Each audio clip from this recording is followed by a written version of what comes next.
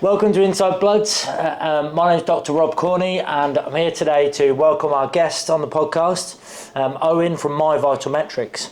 So first of all, the reason we kind of met was I started referring a few patients towards yourself, and then the conversations kind of grew more and more, and then as we kind of come in, it's just really exciting to hear about what you were doing in terms of all the athletes that you do all the training with, the mobile DEXA units, then the fact that you can do like the VO2 max tests here and then provide that kind of extra level of service. So that fit in really well to what we're doing, because as a company at GC Biosciences, we're all about the beyond, not about just the testing. So, we can do this kind of testing, at multiple places, but it's always all about, well, actually, who are the expertise and the knowledge behind it all. So do you want to say a little bit about what you guys do and kind of like, and how it sort of fits in? Yeah, for sure. We started My Vital Metrics about 5 years ago, and the intent really was to bring scientific kind of research grade testing, laboratory testing to the general population. The kind of thing that we kind of know that professional athletes have had access to for ages. There's still a lot of value to be had by the general public in a lot of these tests. So that was the intent, and we've seen kind of a huge uptick and interest in that over the last few years, and exactly as you sort of said, as it relates to kind of not only performance for athletes, but also for healthy aging, and how it can kind of relate to also the stuff that you guys do with blood. Yeah, and I suppose we're in this age now where we're kind of like in a monitoring age, aren't we? I mean, you can see I'm sort of peppered with stuff, and it's like, and I always feel like it's, people got to look back, like how we look back on like the first time we had these like old Nokia phones, people will look back on us and they'll be a bit like, I've just got this little ear thing that monitors everything, like, and we're standing there with these like crazy devices. But just to backtrack, we're in this age of monitoring. Yeah. So for us, it was always really important that what we did is we found the best partners, and that's how we establish yourselves for sure. We find the best partners that can do the best testing, and then how we can fit that in with a client or partners sort of journey in terms of how they're going to best serve their patients, their clients, or for our clients. Yeah. And the way that kind of worked for us was that it was the big ones with the VO2 max, the DEXA scanning, and also the kind of the other kind of like performance tests that you do here. They were really important. So just to give people an idea, when we're talking about DEXA and we're talking about VO2, basically these are the current gold standards, aren't they? Yeah. No, these are like the, Yeah, exactly. I mean, so there are, of course, numerous tests out there that attempt to kind of produce information that correlates well with this, or that's their claim. So your watches will kind of, everyone who's got a watch will know, that they claim to measure your VO2 max, or they claim to kind of give you a VO2 max. That's correlated to something, and those correlations are all proprietary for every individual manufacturer of the watches. So what we try to do is kind of cut through the noise and get to the actual test that will really tell you what it is. Similarly for DEXA, there are numerous outfits out there offering bioelectrical impedance scanning. The correlation on that is ropey, So if people want the last word on what their body composition is, how much muscle mass they've got, and thrown into the mix, are their bones strong, and is that all going in the right direction as well?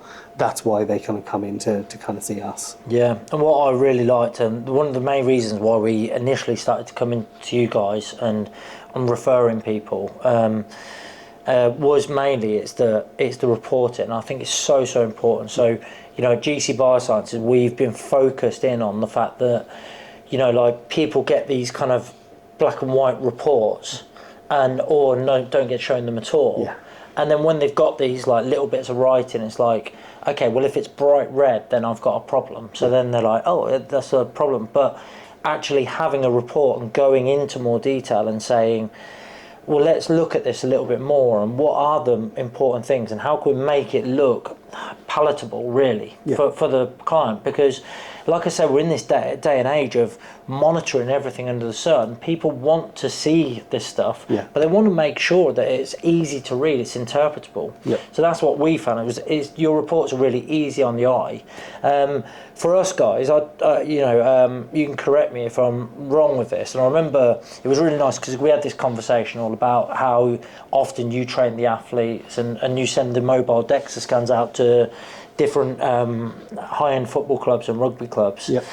Is that with this, like, we're looking at typically every 3 months we look at monitoring people. And the way we kind of do that is that these devices, again, they'll give us that rough data, and they'll give us something, which is making someone accountable.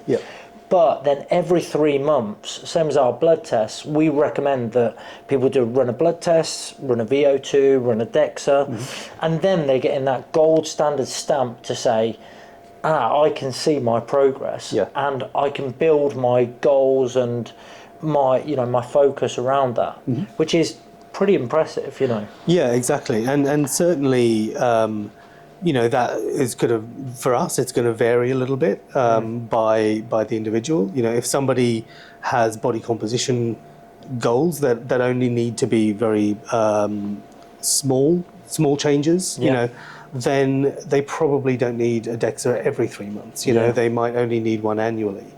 If someone has come in and done a VO2 max, and we talk to them and we find that they haven't really changed enough in their training to warrant another VO2 max, we probably won't suggest that they do it. We want to see, and to your point about the reports, how we as a company choose what tests to run is really about what is going to be useful and what is going to the outcome has to be some kind of action on the part of the client, and then we coach them on how to take that action. There are so many and I think you must have seen this in the wider industry around bloods. There's so much stuff where people get a blood test and they go, oh, okay, and then go on and do fine. Exactly what they did before. It hasn't really provided any useful information or any actionable information for them. No, you're exactly right. We're the same with the bloods, on the point that if someone hasn't done anything, then why would you redo them? That's right. It's exactly how it is. In terms of that, like, so I suppose there's a couple of really important things which I think here. Like, number one, the VO2 max test, I think it's great for the general population, but there's a lot of now people out there now, like High Rocks, looking at the CrossFit, a lot more fighting gyms propping up, and we deal with a lot of fighting gyms specifically, and a lot of the top fighters, and within those, to monitor your VO2 and to actually get a stamp on that is like gold dust, and to make that more commercially available, as opposed to, it used to really be only available at universities, or like, let's say a DEXA, it'd be just a bone scan. I mean, I was trying to like get one in Bristol, and it was like near impossible. It was like, we'll do the bone density. It's like, well, that's not really what I want. I want body fat, I want muscle, and I want the bone density. So for a general population, like when we're looking at those kind of DEXA, the amount of information you will get. So let's say some common scenarios might be like a menopausal women, looking at that age, bone density is massively important as estrogen starts to drop. That's correct. Because basically estrogen drives they call osteoblast, B for meaning they're going to build. So estrogen will drive that. So as your estrogen drops, you want to know about your bone density. And you will typically only get these kind of tests if you get a referral from your doctor. So having that commercially available and having that data there with bloods is massively important, because you know that you should then like go on a treatment or make sure you do the dietary changes appropriate. For an athlete, looking at their VO2, are they hitting a training camp, and should they be monitoring their VO2 and should then they get this data properly to see are they actually increasing the way they should be based on a number of markers and through a scientific environment is pretty incredible. And I think that's probably why you've got to the stage where you've got so many more people coming. I know you're open. You've got Manchester now, and Harley Street will soon be there, which is awesome. You know, so I think it's great to have that. And we're looking to, if we can create a partnership in and around the bloods and stuff as well, and make sure that we can make that super available to people, I think it would be mega.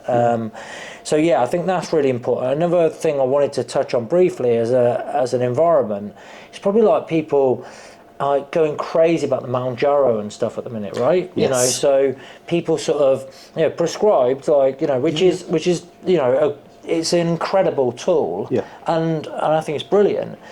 But are they monitoring everything they should be monitoring? You know, are they exercising appropriately? So if they did come off of it, are they then getting the right advice, dietary? Because you have a nutritionist here as well, right? That's right, Which is, again, pretty amazing. So, I mean, on that particular point, the rise in these GLP-1s, GIP drugs, you know, of course, for the population is brilliant. We're bringing kind of obesity rates down. But anecdotally, exactly as you say, the way that these things are being prescribed by, you know, the medical establishment, it's not always followed up with, or not always, you know, inherently connected to a good program of weight training, for example. You know, and we have seen some absolute horror stories come through. We've had someone over the course of 3 months lose 10 kilograms, you know, on the scales, and we run the DEXA, and we find that the real results, you know, are that they've lost 12 kilograms of lean mass and gained 2 kilograms of fat. I mean, that is far and away the worst that I've seen, and of course this isn't, you know, necessarily the drugs. This is, you know, simply from not eating enough. And if you're not providing that stimulus to the body to say, keep this muscle, I need it, it's going to get rid of it. You know, the converse story, you know, when somebody came in before they started the drugs and took on board what we said about the importance of weight training and things like that, they came back 8 kilograms down in 2 months, it might have been 3 months, but they had managed to retain the vast majority of their muscle mass, and all of that came off fat. So you can get some really great success stories, but it takes more than just the drugs and the natural outcome. I think this is the worry, exactly like you say, and it's no different with the TRT or anything else that's popular at the minute, is that in essence, if these things are there, just make sure that you're getting, number one, the right monitoring tools. You know, we find, like, with a TRT, test your bloods regularly, make sure you're testing all the markers that you can keep an eye on, so any cardiovascular markers, like red blood cell markers, LDL cholesterol, HDL, etc. But on top of that, you know, if you're then monitoring your muscle as well, you know, yes, you might be feeling great, but is it making, you know, is it making a difference the way you want it to? And the same with the Mounjaro is that, in essence, like, I always find it's one of those where it's an appetite suppressant in essence. You know, that's what it is. That's you're creating this hormone which is then going to suppress your appetite, which is absolutely fine. But if you're having a pizza and then all of a sudden you're having half a pizza, it's still, you know, a terrible food. So where's your greens, where's your nutrients, where's your, you know, so people need this advice in terms of exercise, in terms of diet, on top of good scientific data, to then impart that, to then say, well, look, I've created these great results, I still, you know, I'm feeling good, brilliant, and now I can come off of the drug, and then I can start to have these changes for life, rather than I've got half a pizza and now I come off of it and now I'm going to eat 1.5, like, you know, once you've come off the drug kind of thing. You know? Exactly. I mean, if you think of someone who's come off the drug, you know, 12 kilograms of lean mass down, they are really going to struggle. because their metabolism would have quite radically changed with that loss of muscle mass. And at the same time, they haven't really started to build the habits that is going to keep them actually healthy and living a healthier, longer, happier life. Exactly. And what I always find as well is that, and this is like, in essence, is that what you do is you provide something so that the body works on this circadian rhythm with the appetite hormones. It's very clever that it knows when you're eating, so then it's going to say, oh, you usually eat at lunch, so I'm going to drive up my hormones appropriately to then encourage that. So these are habitual, like an homeostatic environment that your body is creating, which is great, if you're eating well. But then what happens is you then replace it with a drug, and then you basically sort of you hack, or you go in and you hijack those hormones, and they go, oh, all of a sudden I don't need to create these peaks because I've got this hormone externally, and then all of a sudden you then take it away and you pull out that mechanism. And then all of a sudden, the body then goes, whoa, like, what's happened? Like, I've now not got these hormones, like, I'm not creating what I need to create. So then you overeat to compensate. Okay, so hugely. you kind of, your hunger has been suppressed. It's been suppressed, and so now the body kind of reacts, trying to kind of reattain homeostasis. Massively. It's no different with, like, testosterone, that if you then take away that kind of... that stability, those stabilizers, like if you're provided with it and then take it away, rather than making sure that you're sorting the underlying issues, you're then just pulling you're pulling the chair out from someone who's about to sit down, so they will fall, and they will fall drastically. So making sure that lifestyle elements are appropriately put in place. That's why I think tools like you've got here, and tools in terms of like doing your bloods appropriately and having the right expertise, because I know a lot of your guys are university students, which is great, because we're the same. Like we have the students, and we make sure that we have like qualified nutritionists, doctors, which are there. So we're kind of ticking a lot of the boxes.